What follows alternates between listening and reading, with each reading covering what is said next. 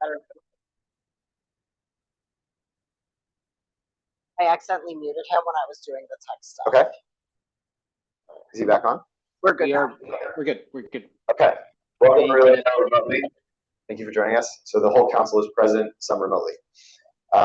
We don't have any votes to go through this evening, so we'll now go through public announcements. One of the ways that we've instituted doing public announcements is welcoming any community groups that are here, folks who are members of community groups or representatives of community groups, and particularly if you have any events coming up. So I wanted to open the floor to anyone who's here from a community group in the 19th Police District or nearby to introduce yourself and your group, and if you have any events coming up. Yes. And we've got a Mike Nat here, who is wonderful and works with our council, is going to be walking around with a microphone that helps with the live stream. It's for the live stream. It's for the live stream, so talk loud in the room, but just into the mic. I'm Bill Hadley. I'm from the South Lake neighbors, located near St. Alphonsus Church. We're there. We have monthly meetings 9 times a year. We have a summer party at World North Woods and a holiday party all through there in December. We have meetings that entail neighborhood voting issues. And in our most recent meeting, we had 8 candidates who are up for election in the current primary come to speak at our meeting. Thank you. Amazing. Anyone else? Andre? We now have a double mic situation. Okay. Good evening, everyone. My name is Andre. I'm from the 26 office of All Magic Clay. We have a mobile DMV mobile pop-up on the March 9th in Fairhaven Park. Unfortunately, all the slots are filled for that. We have a waiting list. They only gave us room for 15 individuals. But also that same day, we have this city clerk's office there for the city key card. So if anyone wants to stop in March 9th in Fairhaven Park, it's from 10 to 2 for the DMV and 1 to 5 for the city key clerk's office. We'll be there. Thank you. Got a couple hands over here. Hello, I'm Trish Williams. I'm not part of any community group, but I'm walking in the Sarah Circle Walk. What Sarah Circle is a local nonprofit in the Uptown area that services women who are unhoused and provides permanent and supportive housing for women. And there's a walk on March 8th, and it's open to everyone. So if you just want to walk or you just want to support Sarah Circle, I can give you more information about that. Thank you. Thank you. Hi everyone, my name is Sarah. I'm an organizer on the Hillside, that's actually based a few blocks away from here. I'm just here to support the prevention team and the presentation that they will be giving, and to also bring cards to advocate on behalf of our round prevention team, as we do every year, to ensure that they have their funding. So if you'd like to submit a card to support our round prevention team, the work that they do after the presentation today, feel free to find me later. Thank you all. Thank you so much, and we're so glad to have you here tonight. Any other community groups want to introduce themselves? Lieutenant Losi, I don't want to put you on the spot, but would you mind introducing yourself real quick? We just so folks know who you are. Good evening, everybody. I'm Lieutenant William Losi. I am the Lieutenant in the 19th District. Thank you for joining us. And those of you who were at our meeting about CPD's organizational structure in the 19th District might have heard from Lieutenant Losi, who presented along with the captain late last year. Just one last one. Thank you all for those announcements. I really encourage everyone to get involved with the local going on. And yeah, I just think it's a great way to get to know your neighbors and be involved in the community. That's really important for community safety. And of course, thanks for being involved in the community by coming here tonight on this very cool day. Yeah. We'll now move to a discussion on trends and concerns. This is a new part of the agenda that we're instituting this year. We're doing that alongside district councils throughout the city of Chicago.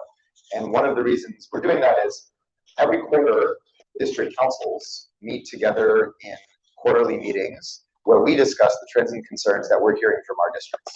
One of the ways we want to start to get some of that information is by opening the floor during these meetings for anyone who has a public safety trend or a public safety concern that they'd like to bring to our attention. That brings it to our attention. We will do what we can to work with you to solve it, but it also just allows us to pass that information up to the Community Commission for Public Safety and Accountability, which is the 7-member body that has broad oversight powers over CPD. And district councils are really designed to be their ears on the ground. And this is a good way for you to have more or less direct line of information to them about what you're seeing in your communities. So there's just some thought starters on the slide here for things you might want to raise to our attention, things that you know, on your daily route, whether it's CTA, work, or school, a specific change you've noticed lately that either increased your sense of safety or gave you pause. If you could redirect one safety resource to a specific trouble spot that you passed, what would that be, and what would be the best solution for that spot, whether that's a police officer or a social worker or a civilian team or someone else. And maybe what's one non-police improvement, like better lighting or youth programs or mental health services that would help address the safety concern. You don't have to address any of those questions, they're just thought starters. But I wanted to open the floor for anyone who wanted to raise a public safety trend or concern they might have over the last month. Yes.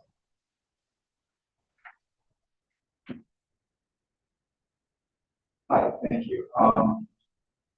You've done a lot of work on the parking enforcement and possibly shifting that over to finance. This morning, I watched an alley being blocked and then some extremely aggressive driving happening after the alley was blocked. Do you have any updates on where that pilot project is at right now? We do, and we'll defer that question because we're going to have to on it in a little bit, but thank you for the question, and we'll raise that. Any other trends and concerns anyone wanted to raise? Yes. And there's a microphone coming to you. Thank you. Thank you. My name is Nada Abigail.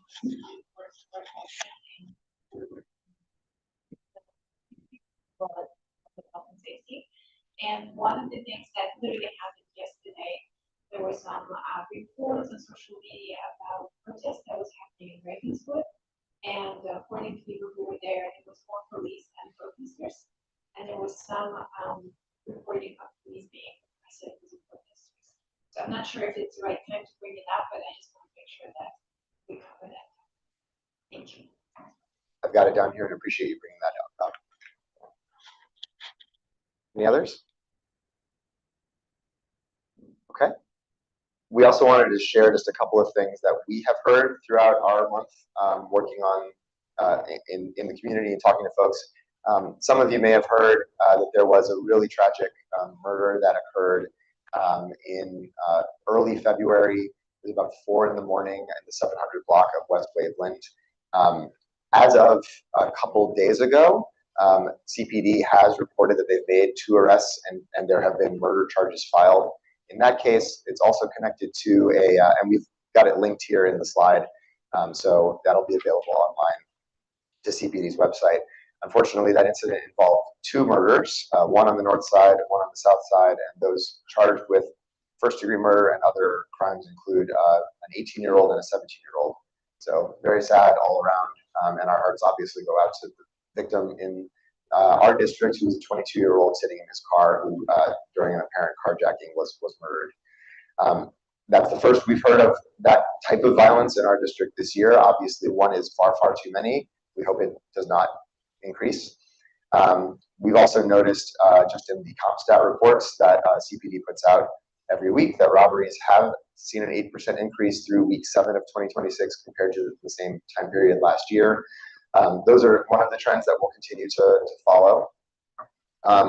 But despite that crime spike in robberies, overall violent crime victimizations remain down 23% through the same week compared to last year. And that's, I believe, according to the violence reduction dashboard that's run through the city of Chicago. So those are some of the trends that we noticed this month, but we welcome any that you have as well. I also think that there's been a straight of, taking your guys.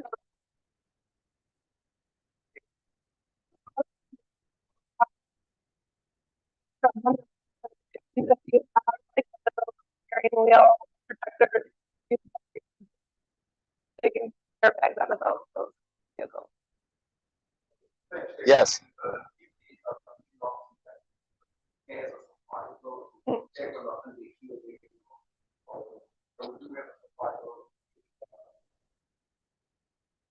Excellent. He just people on the stream. There's those that you can get as well, and they're free. Yeah, they're pretty issues and also that March.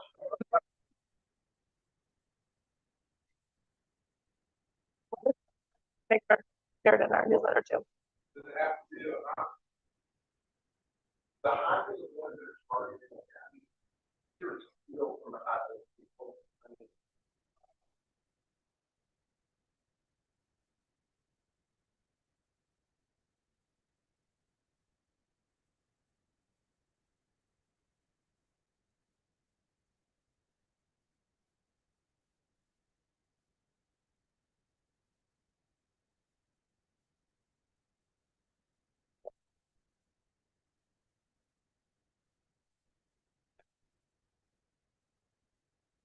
Thank you.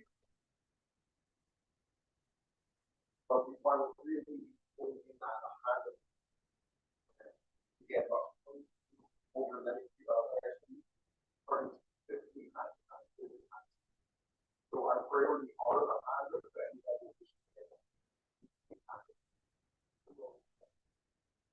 they have a big supply chain. People talk about going to like buy there. You should be able to help out. Richard's going to be better.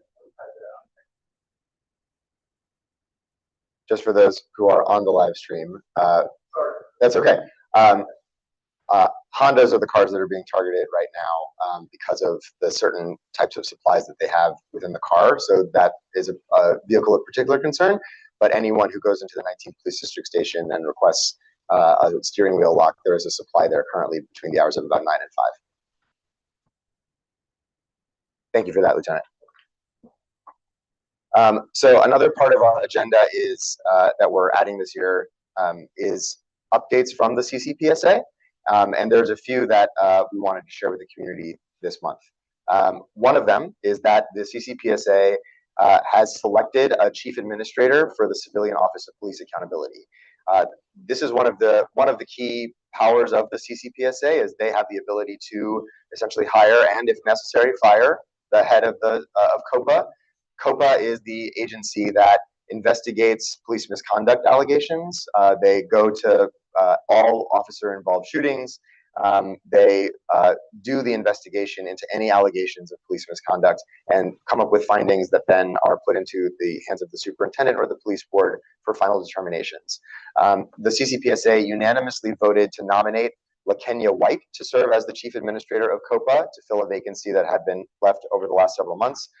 Ms. White has worked in police accountability investigations for about a quarter century, has been with the Chicago police, system for most of that time, and the search was nationwide, and she came up on top with that. The city council will now confirm her nomination. Another update from the CCPSA is their continued work on questions around CPD's interactions with federal immigration enforcement. As many of you are aware, the city of Chicago and the state of Illinois have restrictions on police officers assisting federal immigration officers. And at the same time, CPD is charged with keeping public safety, especially when there are protests that could become more violent or dangerous. But there have been a lot of complaints from the community that there's lack of clarity around what the line is between those tactics, and whether there could be further clarifications to help officers and to help the public understand where that line is and should be drawn. So on this coming Thursday, the CCPSA has its next monthly meeting. They are going to be focusing on this issue that was first brought to their attention by district councilors and by thousands of Chicagoans who signed petition signatures to get them to address it. They're going to be having COPA Administrator-elect White, and as well as Deputy Inspector General for Public Safety Tobara Richardson present to discuss existing policies and procedures, training, oversight, and accountability systems, and to ensure that are ensured to have compliance with the Welcoming City Ordinance, and they will aim to identify whether there needs to be changes or clarifications in those policies. Yes, a question? On that meeting on the 26th, my understanding is it was unknown who had responsibility to investigate whether it's COPA or Inspector General.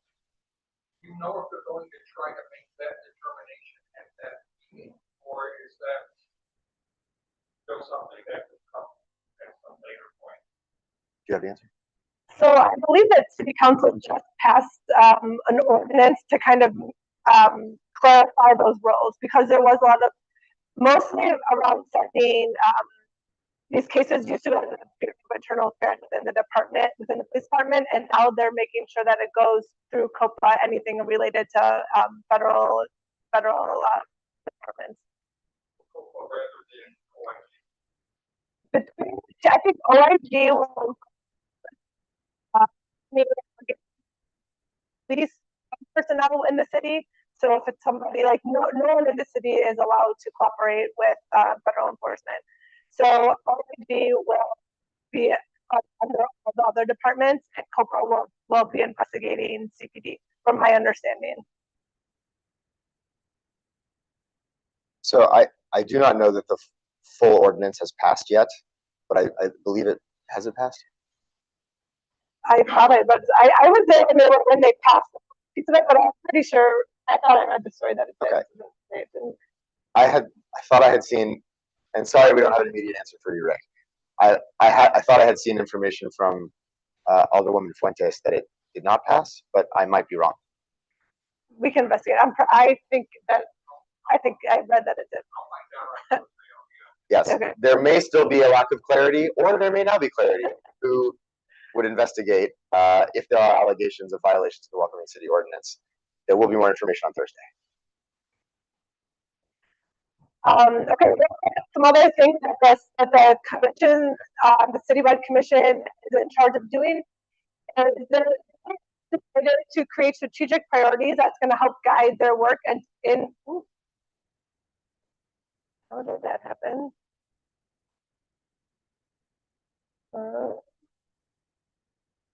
Zoom went away. Zoom went away. I can still We're see having you guys. We're having all sorts of technical difficulties tonight. Thank you for your patience, everyone. Do you want me to try to get that working while you talk about the... I can't even see the slide. Sorry, you guys. I don't know why. Okay, yeah. Why don't you switch with me? Yep. And I will go on my phone.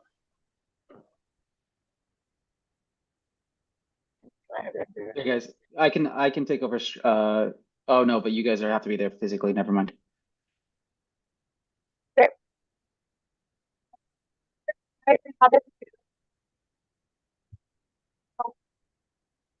Just to kind of say another important commission has recently agreed on, they passed 7 strategic priorities that they're going to be working on, and I was excited to see a lot of it.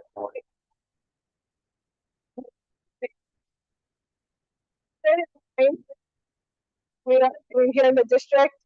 One of the priorities is around advancing best practices, and we've had a couple meetings about how we can really work to make the district strategic plans more impactful.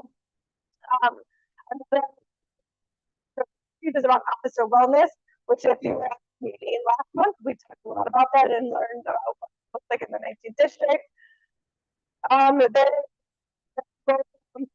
Then the traffic and incorporating it into the consent decree. Again, something that we've talked about before, and we're actually going to be calling that back in a little bit this evening. As Sam mentioned, another strategic priority of theirs is strengthening policy and accountability around CPD's interactions with federal enforcement agencies. improving police misconduct investigations, improving CPD clearance rates, and then one that we're also very excited about is really advancing proactive community-based public safety strategies, including partnerships beyond the police department. So really thinking about what is part of this big public safety umbrella that we want to be creating. Things like the CARE program, things like our parking initiative. What else goes into public safety so we can make sure that we are pushing forward like a very well-rounded community safety system in Chicago. Next, things that the commission gets to do is they get to establish goals for the 3 different accountability or the police accountability departments. Well, the superintendent, the COPA chief, and the police board president. So I was looking on the website and I could not find on the commission website the COPA chief and the police president's goals, but I really think the superintendent goals. And again, we mentioned last month, we're excited. We fought really hard to make sure that there was a goal around how CPD would engage with the CARE team, the non-police crisis response team, and we were excited that the commission moved that goal forward. So that will be something that CPD will be focusing on, which is really important that although the CARE team, communication between the police CARE team exists and is strong, just as the communication between the fire department and the police department is really strong. So we're excited to see that goal included in there. All right. Next is district council update. Did you want this one? Okay. Another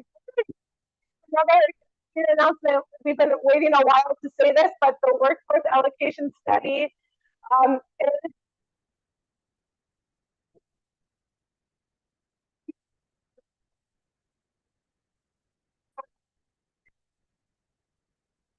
is the third now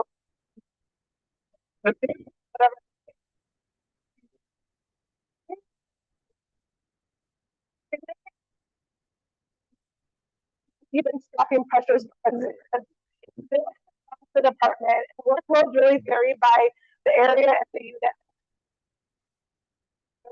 And that's not a surprise. This is one of the reasons why I think like pushing for it to happen. So it made it and million. And what happened is kind of make some recommendations on that. So I think that was happening.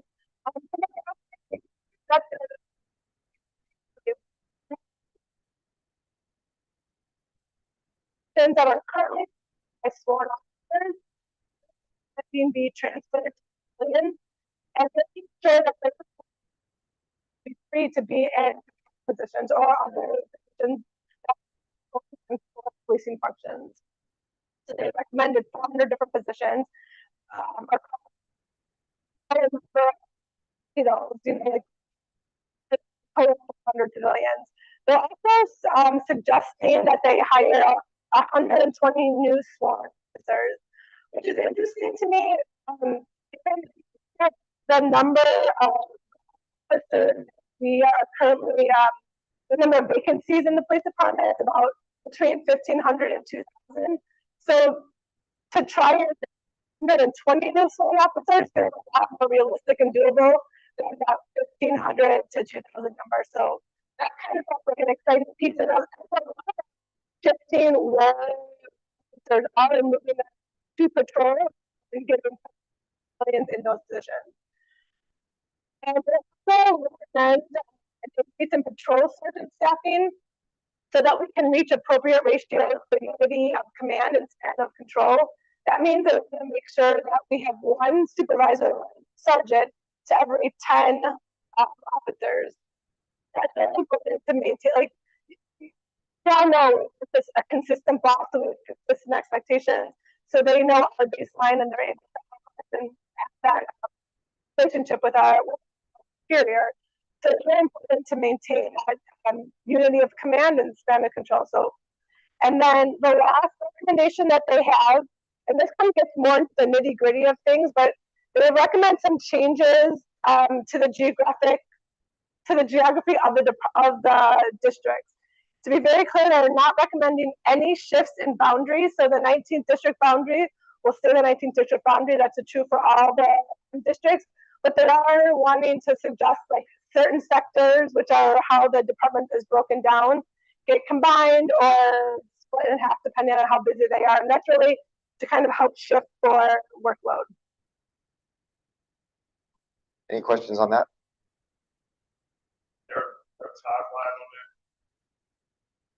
Is there a time? Of course. Yeah, go ahead. Do you understand? I have a deep question about this piece. That was a good question. So I'm going to answer that by sharing this next slide. This is a huge, huge lift, CPD, right? To have to try and figure out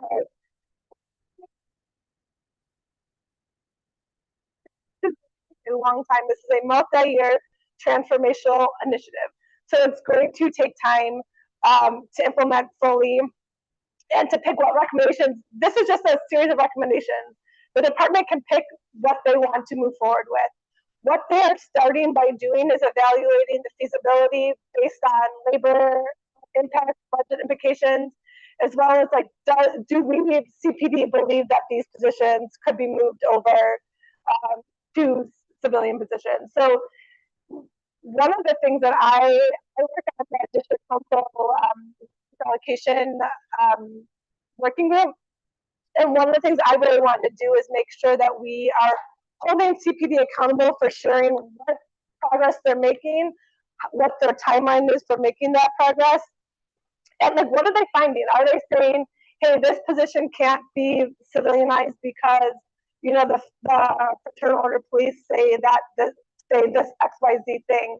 We want to make sure that we're really able to share that with the public so they understand the progress, and that this doesn't become a report that's just sitting on the shelf collecting dust. We want to make sure there's movement and we understand the movement that's happening toward it. So hopefully that answers both of your questions. I guess it'll impact over time. And we're probably putting officers in the spots where they need to be. And I think it's just going to take time, but I know that I will keep pushing and pushing and pushing, and we'll push the commission to also keep making sure that that gets brought into more realistic ideas of what overtime should be. Okay, next we wanted to share some information we got from the Free to Move Coalition. The Free to Move Coalition is a group of organizations here in Chicago who are really focusing on traffic stops and the impact that they're having on different communities. They just released a fact sheet. One interesting fact on the sheet that I found was 6.6% of traffic stops result in tickets. So most traffic stops that happen do not even result in a ticket. And this is not a shock. The traffic stops that happen are, there's huge disparities in who gets pulled over here in Chicago. In the city as a whole, where 33% of the community is white, 14% of us get traffic tickets, compared to 48%, compared to 29% of the population in Chicago who is Black, yet they make up 45% of the traffic tickets and 48% of the traffic stops. In our district, it's even more stark and startling. 72% of our community is made up of people who are white. Only 25% of the traffic tickets given are to people who are white. Whereas if you look at the Latine population, 36% of the traffic tickets in our district are given to the Latine community when they only make 10% of our population. 7% of the population in the district is Black, and 22%, they receive 22% of those tickets. And Asians make up 7% of our district, yet have a 14%, yet get 14% of the traffic tickets. So that is just those, it's a stark reality, it's a sad reality. We need to figure out how we can make sure we don't have these huge disparities that are happening here in our district. And if you're interested in joining the Freedom Move Coalition or one of the organizations that work towards them, please feel free to contact me, and I'm happy to put you in touch with them. You have data that shows what the tickets presenting before with the vehicle versus moving. There was something I could share with you the whole entire fact sheet. I think we actually linked to the whole fact sheet in our newsletter. But I'm happy to. It was 2 pages. It really mostly focused on like just the huge racial disparities that are in Chicago. And the Freedom Move Coalition's previous reports have broken out sort of what they've categorized things like vehicle equipment infractions, safety infractions, and the like. So they probably have that data. I'm not certain that it was included in this particular publication, but they've tracked that data before, and I bet we could track it down. Okay. All right. Parking alternative response teams. Thank you for asking about this. The ordinance we're working on is to CPD to the Department of Finance. Today we have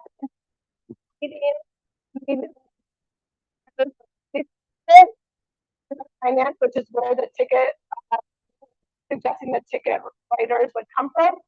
The Office of Emergency Management and Communication, which is our 911 OEMC, the Communication, Public Safety and Accountability, that's the District Council, the City Comptroller was there, Alderman Martin as the there, representatives from the Mayor's Office was there.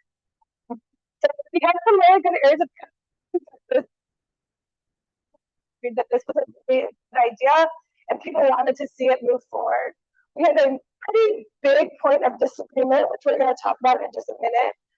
But that was around the types of parking violations that the pilot program should address. And I'm just going to put a pin in that for just 1 second, and we move on to what our next steps are. Then we'll go back to that. The next step, we need to make a decision on parking violations we are going to include in this ordinance. And then we need to also make sure that dispatch process gets finalized so that the ticket responders are able to get that call in the most appropriate way. Then we need to identify a funding source to seed the ordinance. We know that this ordinance is going to generate money for the city, but it is going to take about, was it $2 million? To get it started. So we need to figure out where that funding will come from, and then so that will be for the 19th district and the 8th district.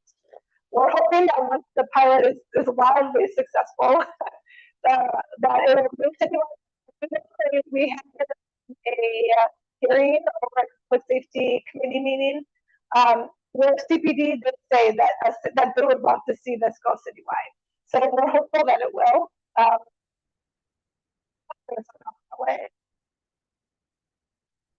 So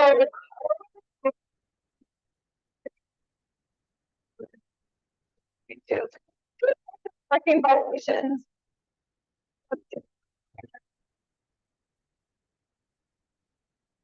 PD1, parking violation 1. And those are the bigger types of violations: obstruction to traffic, immediate hazard, parking a fire hydrant, parking in the bus stop, like a handicap space. Those bigger types of violations. The second are PD2s. Those are serious. Those are generally non-hazardous violations. So expired meter, street cleaning, residential permit issues, things like that. Some departments on the call did want to include PD1s, but not the PD2s. Yep. Sorry, PD2s, but not the PD1s. So necessarily again, just because I messed that up. Some departments want the pilot to include the PD2s, those serious types of parking violations, but they don't feel comfortable yet having them respond to the PD1s. Just as a little bit of breakdown of currently what it's looking like, here in the 19th district, about 70% of the calls into 911 PD1s, and about 30% are PD2s. So responding to PV2s would really cut out a large segment of the parking violation calls. One of the things I always think, like, who calls fire meters? I can't understand that. Some do. 2,016 times last year. So just to explain a little bit the concerns that some of the departments raised around responding to PV1s. So some PV1s could result in a tow, and CPD right now is the only department that can write a tow case. So that was one concern was shared. Another shared is police are already out driving in the community, so they said they can just add another stop as they have been doing. The Department of Finance does not have access to leads.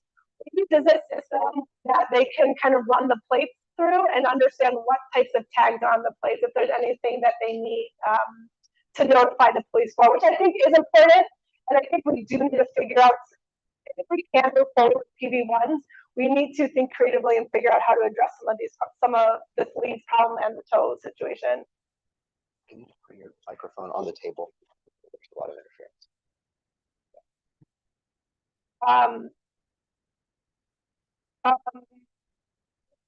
We thought that they feel that responding to parking tickets also helps them build relationships and community. And they also want to be there because they feel like things, in case things turn dangerous, they feel better having a police officer there.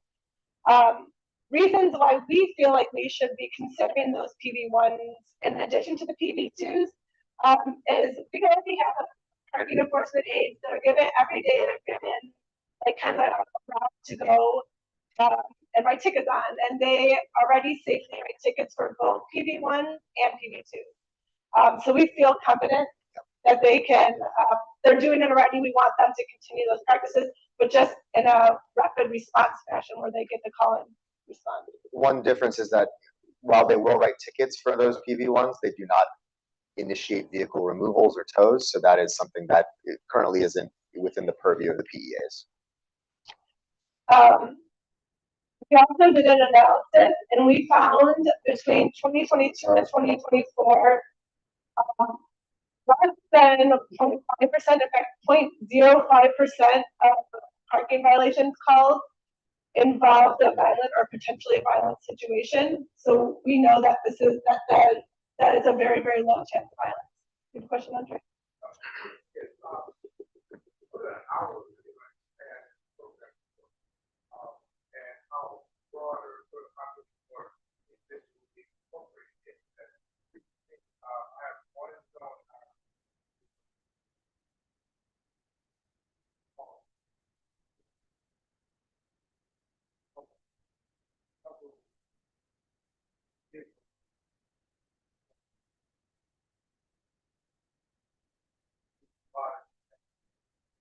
Yeah, I'm happy to talk more with you about that. To answer your question, though, we're proposing that our PA position, the rapid response parking enforcement aide who would be getting these calls, would go from 6 a.m. to 10 p.m. And enforcement would revert back to CPD primarily overnight. And that's to do, it's hard to hire people overnight. CPD is already there overnight. Those hours tend to align with more or less where the parking enforcement aides that currently exist already do work, and would account for union rules as well.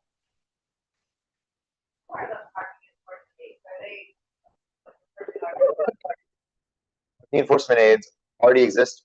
There's a fleet of about 100 of them within the Department of Finance. You might see them around with green vests that have yellow lettering on them. And they tend to walk routes that they go up and down streets, check for parking violations, will leave tickets when there are violations. However, in Chicago, when someone calls for a parking violation, those parking enforcement aides are not involved at all as it currently exists. The only agency that does respond to those calls are CPD. And as we've seen through our analysis here in the 19th district, about 10% of calls to the 19th police district for 911 are for some type of parking violation, which is a really huge volume. And most times I say that number, people are like, why are police doing that? When we need them doing so many other things. So those are some of the issues there. Okay, just trying to move through this.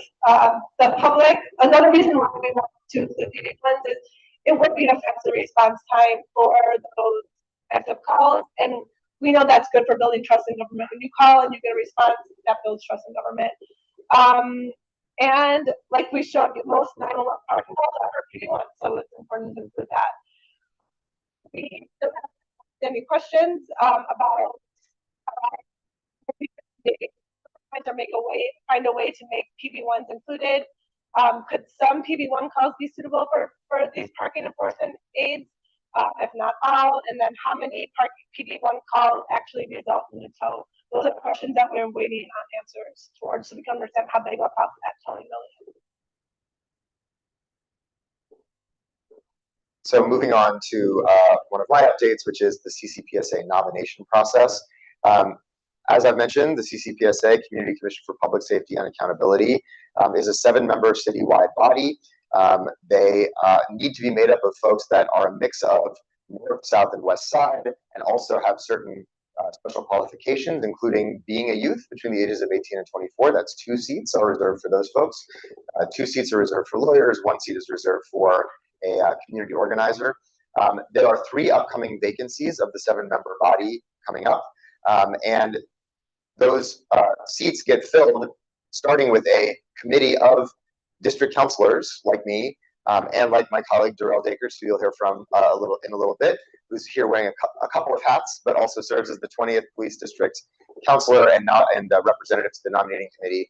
So us 22 district councilors who serve on the nominating committee have at the beginning of this year opened up applications to fill those 3 vacant seats. I'm pleased to say we have over 50 applications that we're considering. Those include 17 youths, because we do need to fill the 2 youth seats. It also includes more than 20 North Side candidates, because there are 2 North Side seats, and there's some overlap there. There will be at least 1 North Side youth who will get nominated.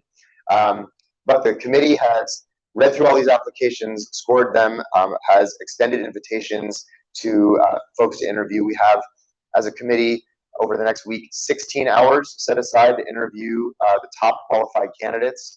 It's going to be a very long Wednesday and Saturday. And then we will meet to decide who to nominate. Our nomination vote will take place on Saturday, March 7th. And if you have any questions about that process or what goes into it, please let us know. The committee has been one of my most, beyond working with Jenny and Murillo, one of my most rewarding parts of being a district councilor, because I get to work with folks all over the city who really do care about making sure this commission is well constituted and embodies the spirit of the ordinance that created district councils and the commission. And we're going to do our best to make sure that those values carry forward with the next folks nominated.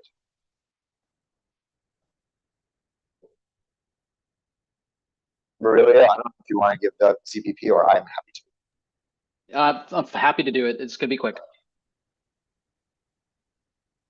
Same thing as last month, where we haven't made much progress on some of the CPP goals that have not been started. But as Sam and Jenny just talked through, been putting a lot of effort and time to our parking violations alternative response initiative. So that's where most of our time has been going. And if you ever want to see the CPP, it's available online on our website, as is everything shown here tonight.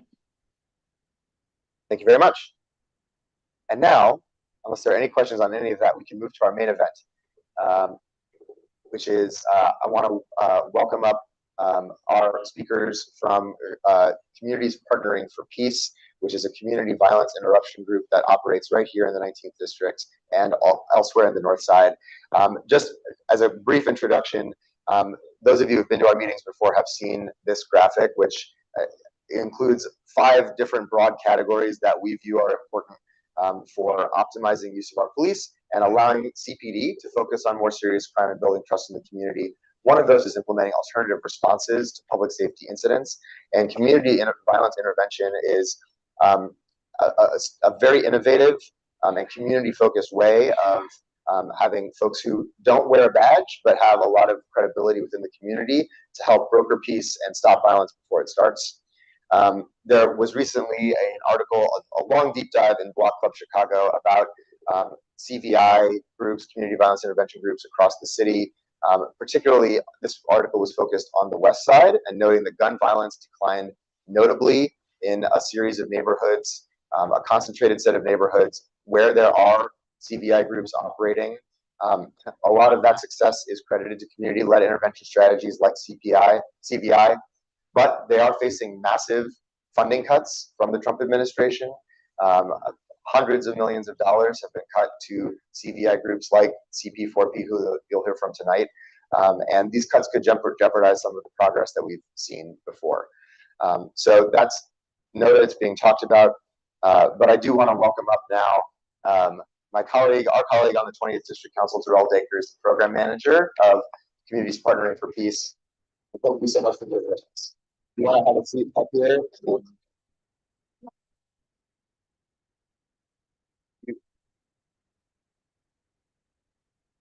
There you go.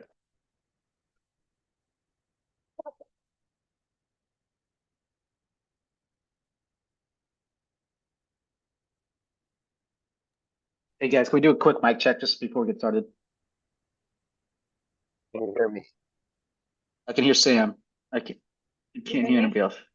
Jenny, are you good? And Darrell, hopefully soon. All right, we're good. Thank you so much.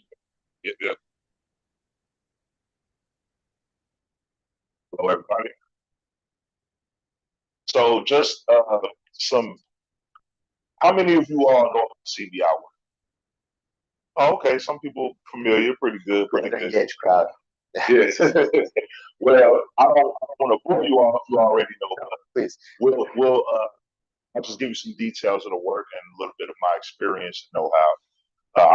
I came from Rogers Park area. I'm a North Side resident. For a long time growing up on the North Side, we didn't have a lot of resources. I found myself kind of in a traumatic situation every day, whether it was gangs, whether it was violent streets, poverty issues with rent, just survival. And I didn't have outlets or a safe space where I could go and kind of get help to kind of navigate through a lot of these problems that I personally had. And in about 2012, a good friend of mine was killed in front of a store that I was managing. And that was my first time kind of interacting with, at the time it was Ceasefire, CVI group from like one of the original groups in the CVI hemisphere. We kind of, originally I took into them and I knew all of them from the streets because they were all returning citizens. They went to jail for, some of them murder, bank robberies, this and that. And when my friend laying there slain, I kind of expected them to come and help me retaliate because I knew them from gang culture and street life. And, they kind of came so fast that I was like, oh, this is like kind of like backup, right?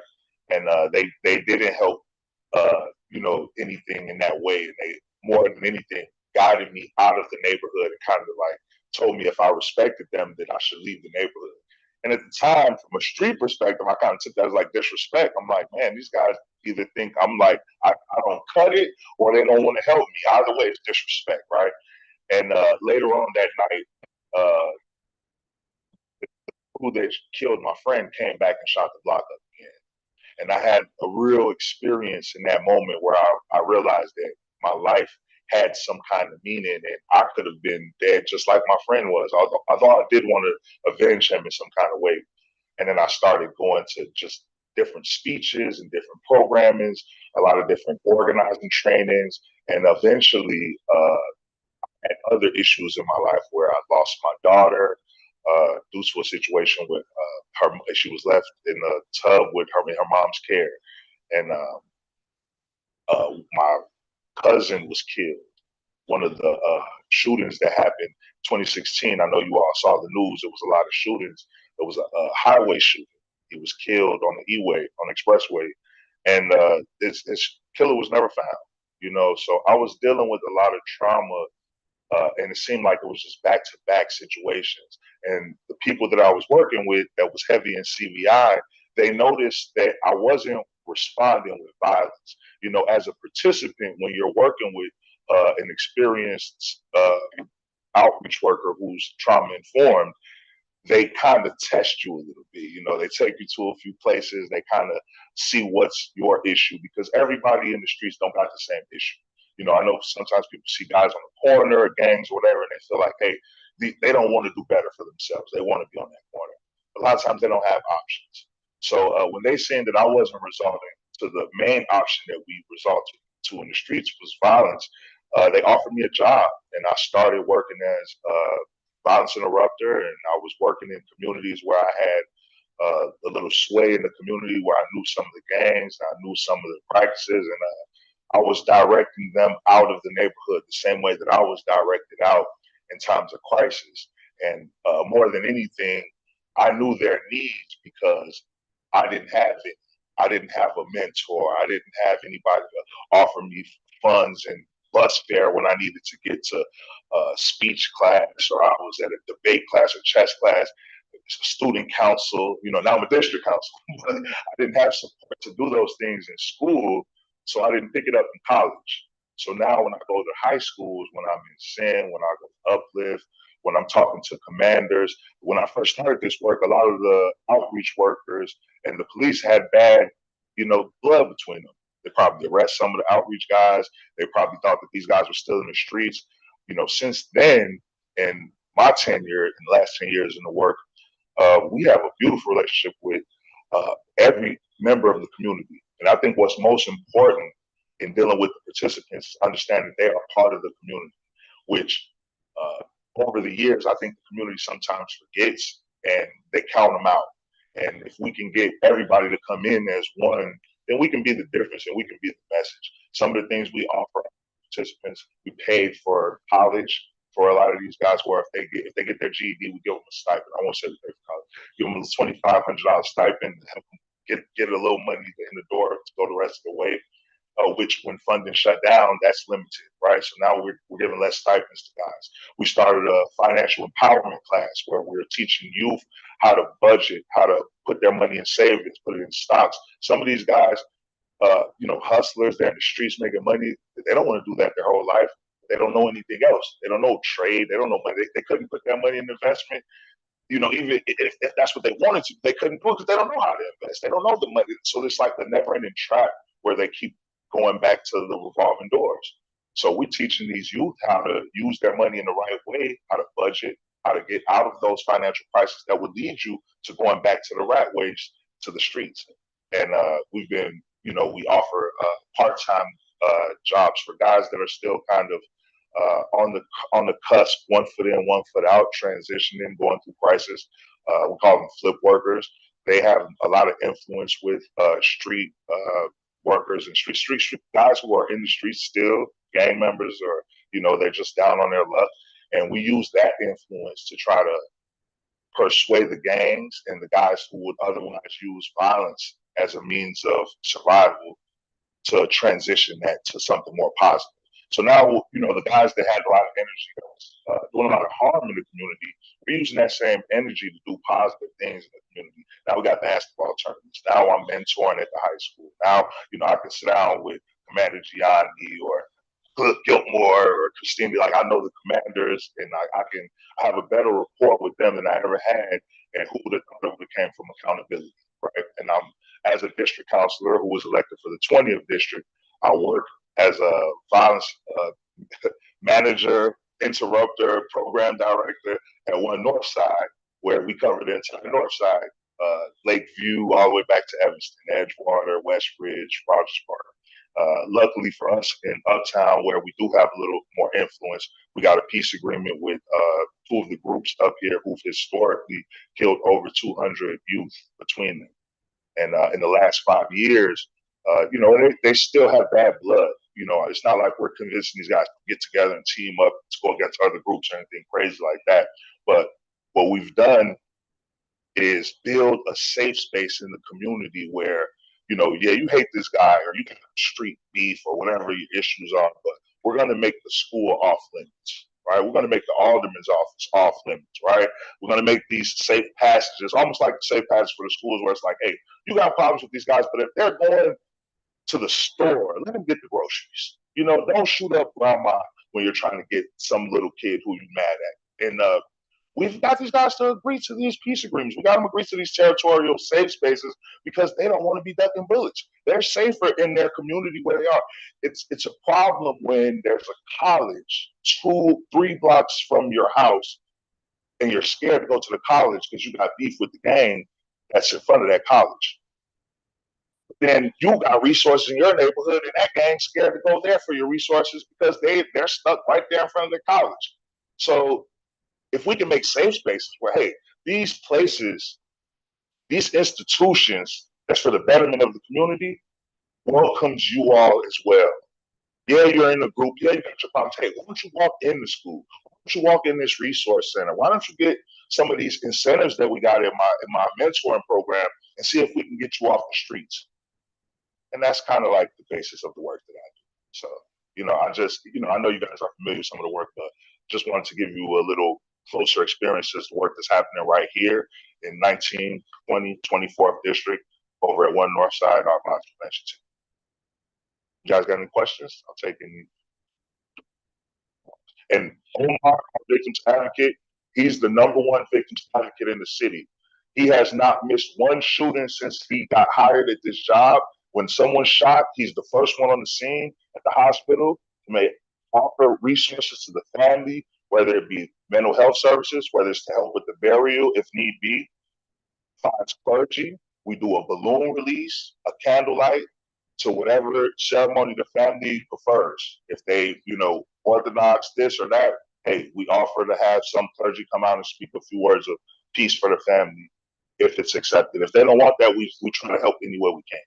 But our work is not nonstop. Our outreach worker, Ladero, he just started a mentor program where he's teaching Black history to the youth, martial arts. Let these kids come and have a safe space to talk about their issues where they've had issues with losing their kids, child support, issue with police brutality, where they never really had nowhere where they can come and speak about these issues, and whether or not they feel safe in this space or that space, we let them know that they're welcome because they've been kicked out of the community. When you think about why they're tearing up the community, everybody told them they don't belong there.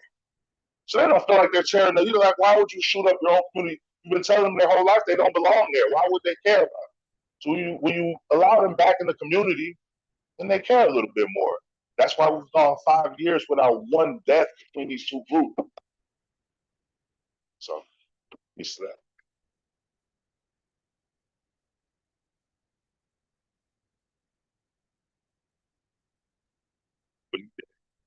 Well, thank you, all of you guys, for being here and for the truly amazing work you're doing in our community. Thank you. We are very grateful to you and very humbled by all that you do to really keep community safe. So thank you. And we know you do it without a ton of support. And so I guess one of the questions that I would like to know from you, and we also we were hoping to have a little bit more of a conversation, but I think the first part took a little longer than we expected. Sorry about that.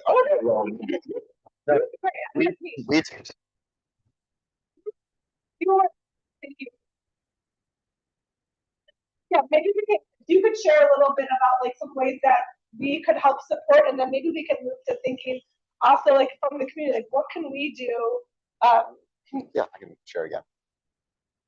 To try and help as well. But if you could kind of share some of the challenges you're facing, especially now that there's with the money that's being taken.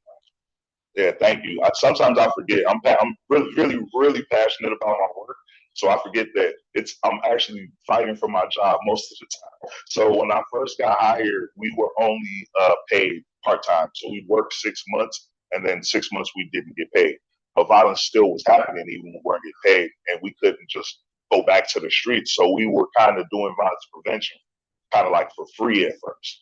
And we came up with a lot of creative ways to bring the neighborhoods together, pop up barbecues, we gathered money out of our pockets, did resource initiatives. And nowadays we're a little bit stronger with the funding, but barely enough to say that we have job security. Right. Every year we go to Springfield. We're talking to the senators and the reps out in Springfield to try to take them in. When the funding ends, we're trying to get another. And if things don't work out, one year, then that's either budget cuts. And I'll be frank, we cover the entirety of the north side.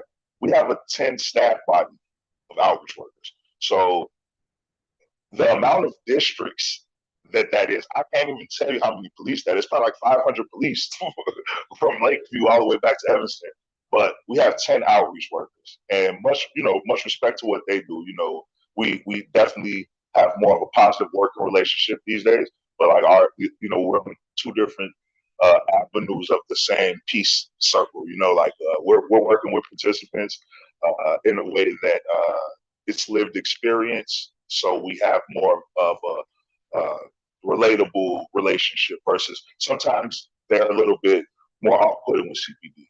But that goes into budgeting. CPD gets a lot of our budget from the city. We don't get any. There's no city budget for violence prevention. And saying all that to say that, like, that's just getting into some of the logistics of how we get paid. A lot of our money is donations, but at One North Side, we do a lot of like grassroots work. And we very recently just got a partnership with Endeavor Health. So they kind of fund some of our incentive programs with our financial empowerment classes through them. And we have a little additional funding for some of the victims advocacy for Omar, the hospital as well. But we have mostly private donors. We for our jobs, we have to fill out multiple contracts just to cut the budget. And if somebody says no, literally that's, either layoffs or, we're talking about bare minimum pay cuts. So we fight really hard on the streets, and then, we have to learn getting the grant writing part of the work and start, fighting that way.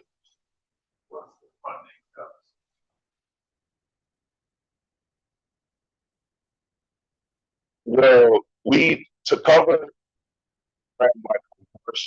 it would be probably like annually from I'd say probably about $1 million, 1.2 million, something like that, 1.5.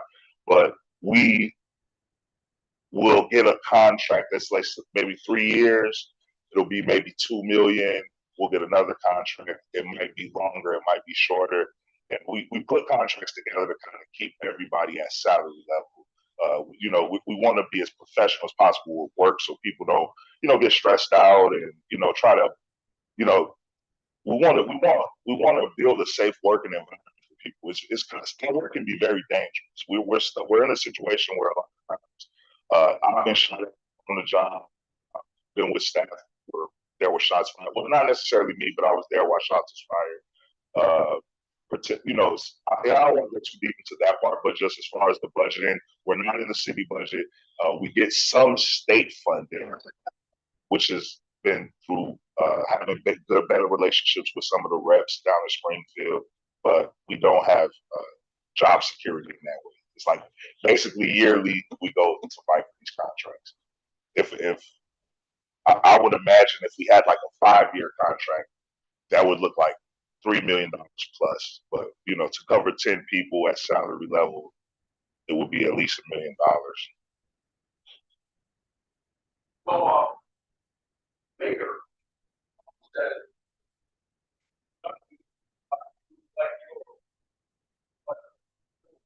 everybody. I won't speak on behalf of other people in the city. I'm just speaking for One North Side. Yeah.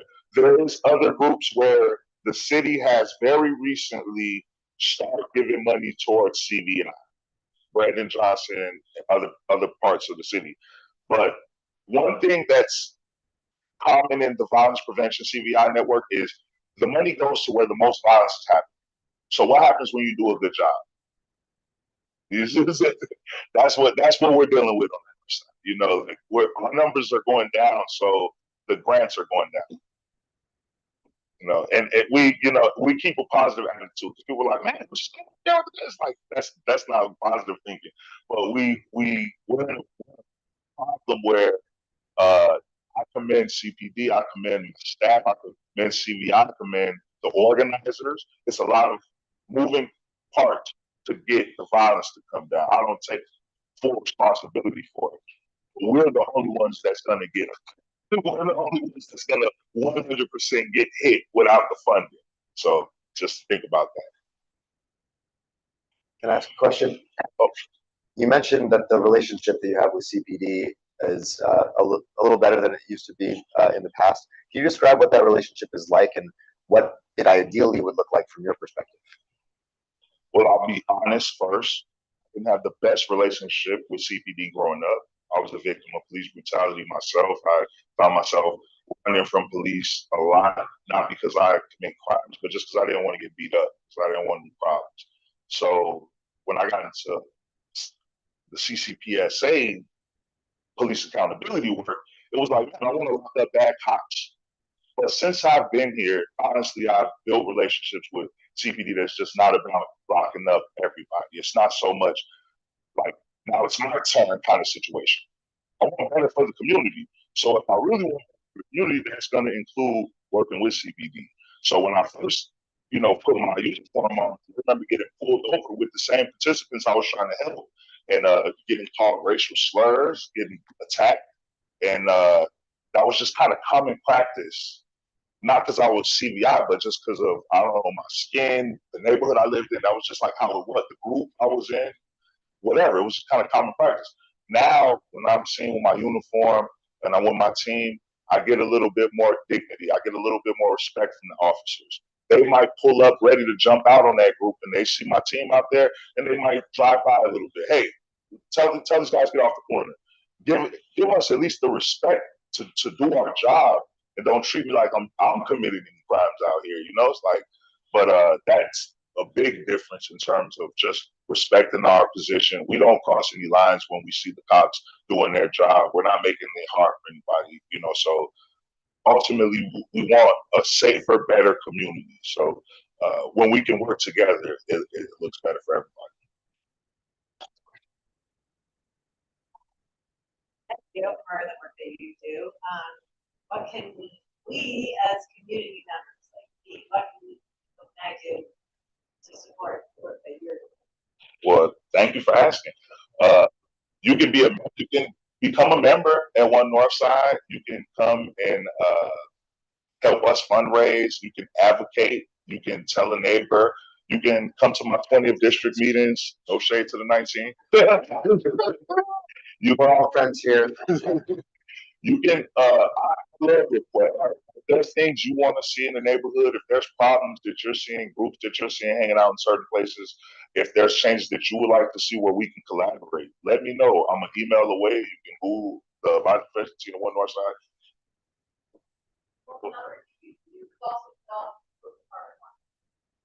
Yes. That's Tyrina.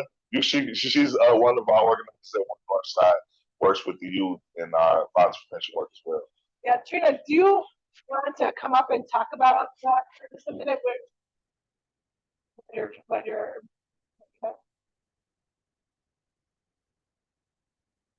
Thank you. Well, yeah, I mean, as you guys can hear, the team does a lot of amazing work, and that every year has to also work to make sure that they get a fully funded budget and that the state recognizes the great work that they do and fund them accordingly. So these cards, we are collecting them, and on the back, they basically say you can put your information down, you can check that you want to have funding for violence prevention, and we on the north side also believe that we should tax the rich so that we can fund the things that we want, that we care about, like our violence prevention team. So you can also check off which groups of people you want to pay more taxes, whether you like big oil, big tech, corporations, billionaires, or all of them to pay more taxes on this for sure. So if you guys, I know they're being passed around right now. I'm going to be sticking around. Feel free to pass them back to me when you're all done filling them out. And when I go to Springfield with the guys, and we go to Springfield with our community safety team at One Northside, we take these cards with us and we bring a stack to show all of the many people that support the work that the team does. And if you guys want to take extra cards and get your friends, tell people about it, to have people sign them, you can coordinate with me and I can get them to Trina. That'd be amazing. And Trina, could we have a couple up here for us to sign? Thank you. Thank you all. Yeah, it is a remarkable work. It's far more dangerous than anything I've ever done in my life, on a really shoestring budget with a lot of uncertain resources.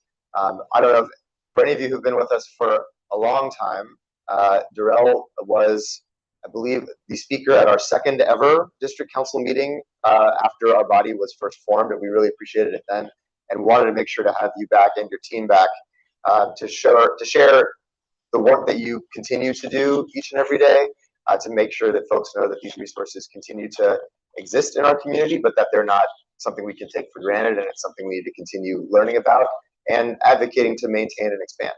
So we really appreciate you. Yes.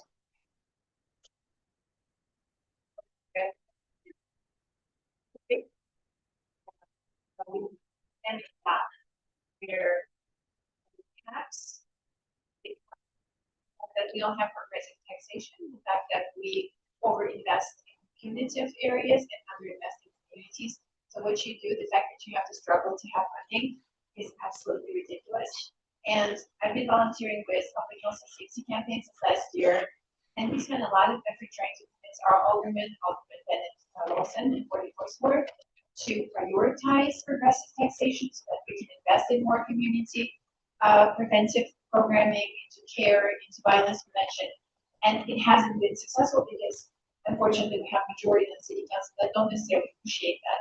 So I feel like if we could build a dialogue and productive dialogue with data and research and human stories, where people can better understand why it's so important to invest in communities and how much more productive and just human and right it is, right, to invest in communities, because as you're describing the situation, it's very clear that this is not normal.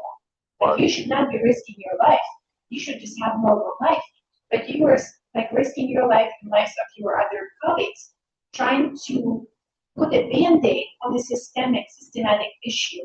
And I think that's where a lot of things go sideways in our conversation in the city, because we're so segregated that people don't necessarily understand that you guys are fixing the roof that is leaking, and if you're not doing that, that roof is going to fall down on all of us. Metaphorical roof, right? Not real.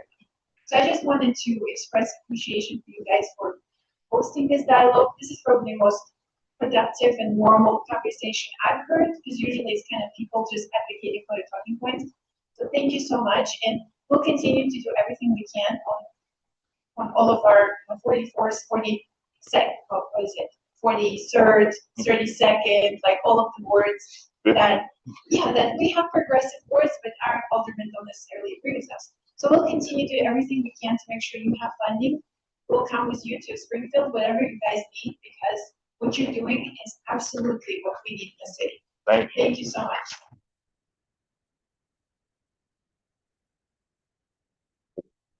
I should say one last big round of applause for Doretta.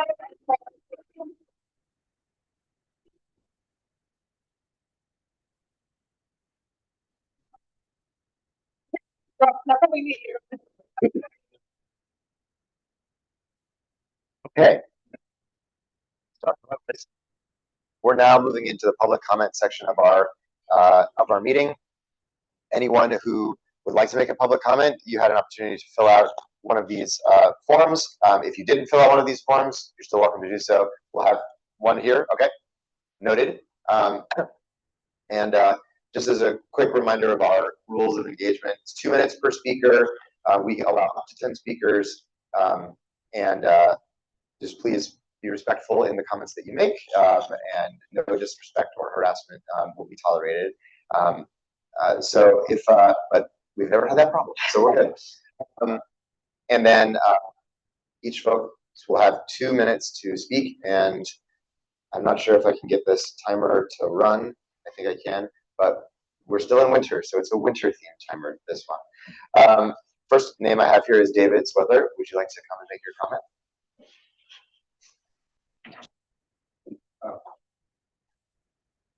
You don't have to start it on our hands. All right. First of all, thank you so much. That was an incredible presentation. Yesterday, WTTW reported that the federal judge overseeing the consent decree declared that the consent decree is 22% complete. And in a week or so, it will be the 7th anniversary of the consent decree. So this is Emmanuel's administration, or Lightfoot's administration, now into the Johnson administration. And it is mind-boggling that we can make only 22% progress on something that's been going on for 7 years in the best funded department of the city. So for all of you, I would just remind us that this is you know, as a taxpayer and a resident, this is just mind-boggling to me. So that is the comment that I wanted to make. Thank you. Thank you very much.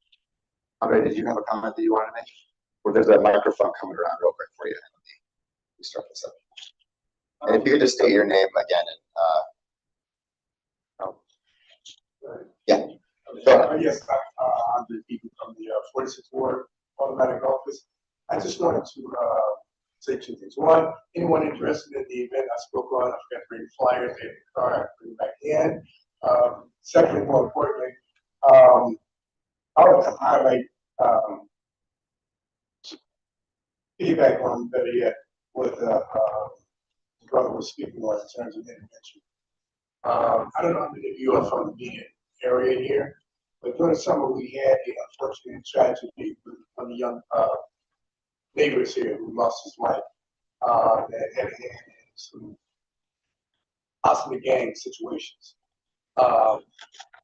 With the diligent work of PPG, as well as this organization here,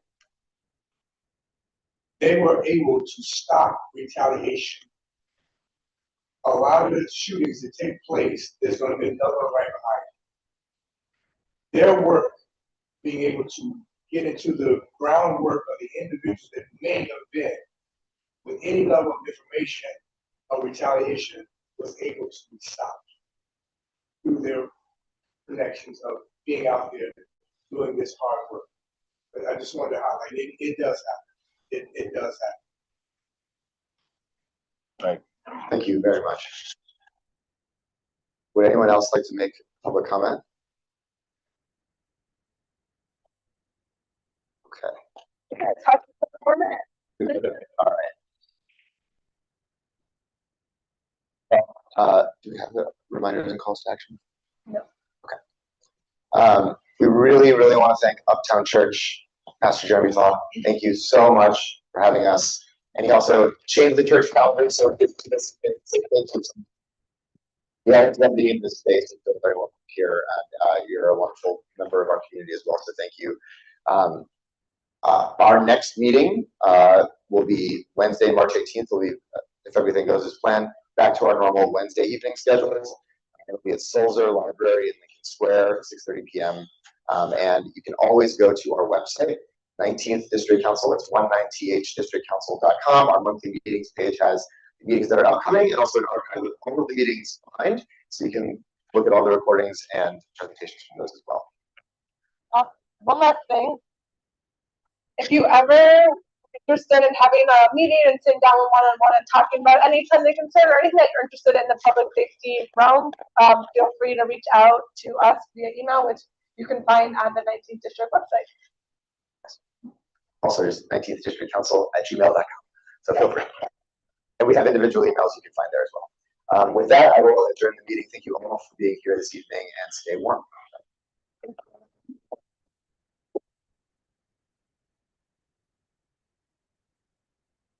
It's my job. That's what I do. It's your